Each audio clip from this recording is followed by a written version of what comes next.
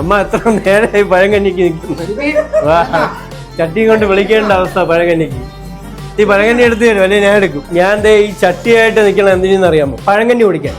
ബാ, പഴങ്കഞ്ഞിയുടെ കൂടെ വരുന്നത് ദേ അച്ചാറുണ്ട്, കട്ടിച്ചമ്മന്തി ഉണ്ട്, ഉണക്കമീനുണ്ട്, കപ്പ ഉണ്ട്, കാന്താരി മുളക് ഉപ്പിലിട്ടതുണ്ട്, ദേ തൈര് മുളകുണ്ട്, തൈരുണ്ട്, പിന്നെ ദാ കിഡിലെ ഐറ്റം മാങ്ങയും കാന്താരി മുളകും കൂടെ മിക്സ് ചെയ്ത് അത് ഉപ്പിലിട്ടതാണ്. പിന്നെ നമ്മുടെ പുളിശ്ശേരി, ഇത് ചെറിയ ഉള്ളിയൊക്കെ ഇട്ട പഴങ്കഞ്ഞി. അങ്ങനെ എന്റെ ക്ഷമ കെട്ടതേ വന്നു പഴങ്കഞ്ഞി. ആഹാ,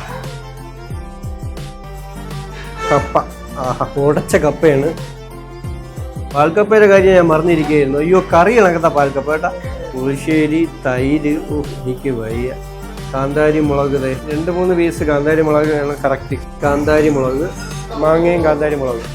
ദേ പഴങ്കഞ്ഞിയുടെ കൂടെ കിട്ടുന്ന ഐറ്റംസ് ആണ് ദേ ഇത്. ഞാൻ കഴിക്കാതെ വെയിറ്റ് ചെയ്തത് ദേ മീൻകറിക്ക് വേണ്ടിയാണ്. ആഹാ, മീൻകറി എത്തി. ആദ്യം നമുക്കിത് മിക്സ് ചെയ്യാം. ഇത് ക്വാണ്ടിറ്റി ഒരുപാടുണ്ട് കേട്ടോ, ഇത്രയൊന്നും കഴിച്ച് തീർക്കാൻ പറ്റത്തില്ല. ഈ പഴങ്കഞ്ഞീനെ എടുക്കണം, കുറച്ച് മീൻകറി അതിലൊഴിക്കണം, കഴിക്കണം.